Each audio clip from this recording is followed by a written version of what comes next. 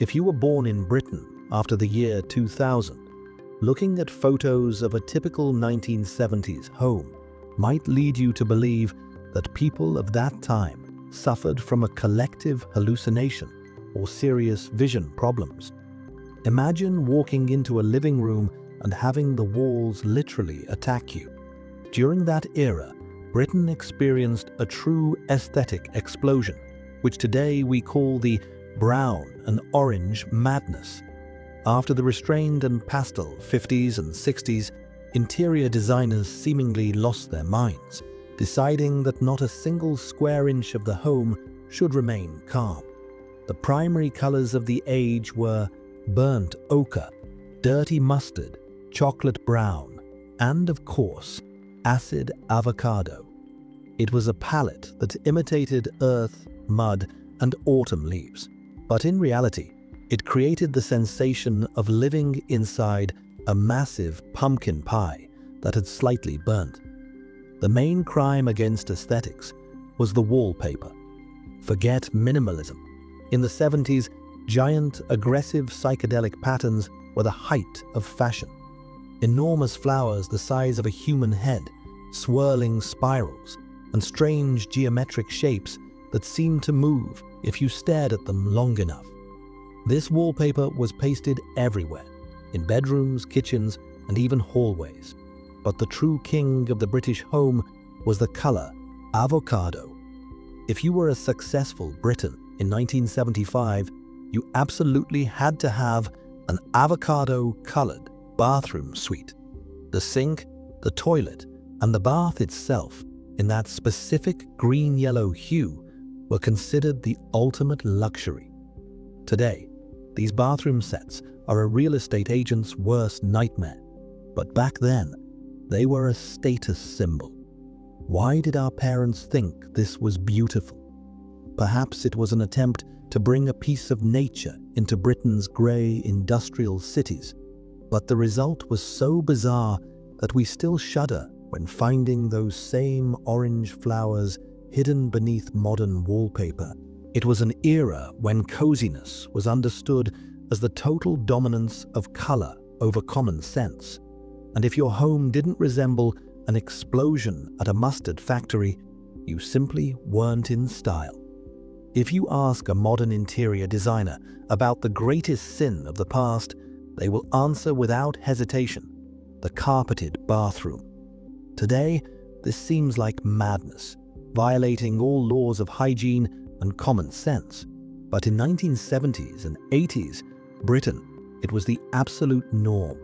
A typical British home of that era was carpeted from the front door to the furthest corner, and the bathroom was no exception.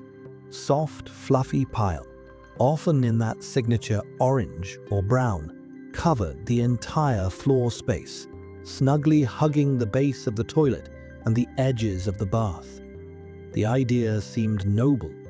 British homes were famous for their drafts and icy floors, and stepping onto cold tiles with bare feet after a hot bath was a dubious pleasure. The carpet was supposed to provide warmth, comfort, and a sense of luxury, turning a modest bathroom into a lady's boudoir. However, reality was far from the advertising brochures. A bathroom is a place of high humidity, and the combination of steam, water splashes, and thick synthetic pile created the perfect environment for biological experiments. The carpet acted like a giant sponge. It never fully dried out, gradually acquiring a characteristic musty smell that no air freshener could eliminate.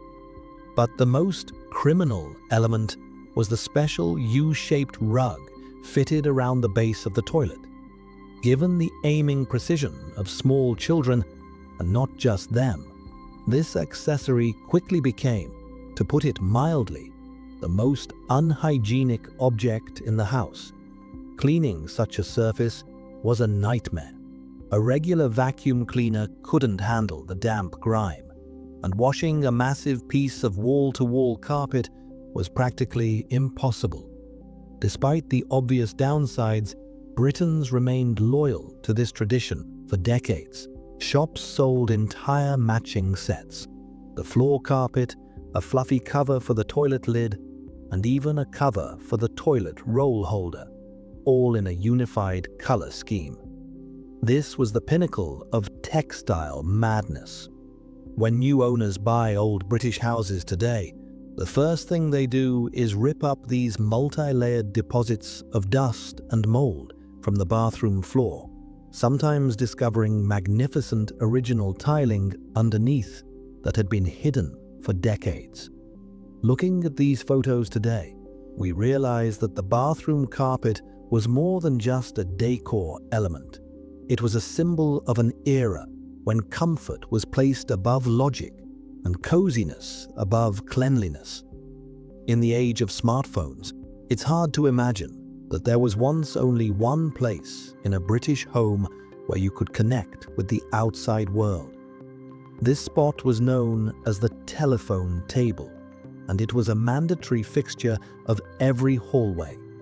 Typically, it was a quirky hybrid of furniture, a small cabinet for the device itself, combined with a padded seat upholstered in that ubiquitous velour or carpet material. A telephone in the 70s wasn't just a gadget, it was an expensive status object rented from the General Post Office, GPO. It was heavy, with a rotary dial that made a distinctive clicking sound, and a perpetually tangled curly cord that was never quite long enough to let you take the handset into another room for a private chat. The hallway was often the coldest place in the house, yet it was where life happened. The telephone table was the hub of all family dramas, gossip, and business arrangements. On it always lay a memo pad, its margins covered in names, numbers, and mindless doodles made during long conversations. Next to it sat the massive, heavy yellow pages, a phone directory that today feels like an artifact from a parallel universe. Privacy was non-existent. If a teenager called their first crush, the entire family sitting in the living room just behind the door knew every word, every pause, and every sigh. You couldn't just walk away with the phone. The cord tethered you firmly to this hallway shrine. Sitting at the telephone table was an art form in itself. The seat was rarely comfortable, yet Britons managed to spend hours there. It was a place of anticipation, waiting for a call from relatives in another city, waiting for a doctor's verdict, or an invitation to a date. There was a special magic to it. A phone ringing in the 70s was an event that made everyone in the house fall silent. Today, telephone tables have become collector's items for retro-style enthusiasts, but for those who grew up in that era, they will forever remain a symbol of a time when communication required a physical presence in a chilly corridor, and when a loved one's voice was a treasure worth shivering for on an uncomfortable velour seat. If you were to run your hand over the surfaces of a typical British home in the 1970s, you would feel the very texture of the era. The king of the kitchen back then was a material called Formica. This high-pressure laminate was a lifesaver for housewives. It was cheap, durable, and came in every imaginable color. Formica worktops and cabinets often featured bizarre patterns, ranging from imitation marble to psychedelic swirls. However, this miracle of progress had a dark side. Over time, the edges of the plastic would begin to peel, exposing razor-sharp rims, and the surface itself would become strangely sticky, no matter how much you scrubbed it. A Formica-style kitchen was a hymn to artificiality, where everything from tables to trays screamed of chemistry's victory over nature. But the true test for the nervous systems and foreheads of British children were the internal doors. In 1970s Britain, there was a peculiar fashion for doors with massive inserts of rippled, textured glass. This glass was semi-transparent, featuring patterns like water droplets or ice crystals. It was put everywhere, in living room doors, kitchen doors, and even partitions between rooms. The problem was that under certain lighting, this glass became practically invisible, and it was usually standard, non-tempered glass. Every Briton of that generation remembers the deafening, rattling sound when a door slammed shut from a draft, and the split second of fear, wondering if the glass would shatter then and there. And if you decided to run through the house at twilight, there was a high chance of literally walking into a closed, transparent door. Completing this ensemble was a passion for dark wood or its imitation. Living room walls were often lined with thin wood paneling, which made the room look like the inside of an old wardrobe or the cabin of a fishing trawler. Combined with low ceilings and dim lamps, this created an atmosphere of a cozy bunker. Britain in the 70s was a world of tactile contrasts: cold, rattling glass, scratchy plastic worktops, and dusty wood panels. We lived surrounded by materials that didn't try to be eco-friendly or natural. They were the proud products of mass production, creating a unique visual noise that we today call retro charm, but which back then was simply the backdrop of our daily struggle with domestic life. If you put all the elements of a 1970s British home together, the orange wallpaper, the bathroom carpet, and the Formica kitchen, you get what modern minimalists would call visual violence. But there was one final touch that turned a British living room into something resembling a cozy dungeon: dark wood paneling. This was an attempt to recreate the spirit of ancient manor houses and pubs within ordinary cookie-cutter suburban homes. Walls were lined with thin sheets of plywood mimicking oak or walnut, which instantly swallowed all natural light. Combined with heavy velvet curtains and massive furniture, it created a cocoon atmosphere. You weren't just in a room, you were inside something dense, warm, and shielded from the eternal British rain outside. Today, psychologists and architectural historians try to answer the question: what were we thinking? Why did people who had lived through the revolutionary 60s voluntarily choose to lock themselves in brown and orange boxes?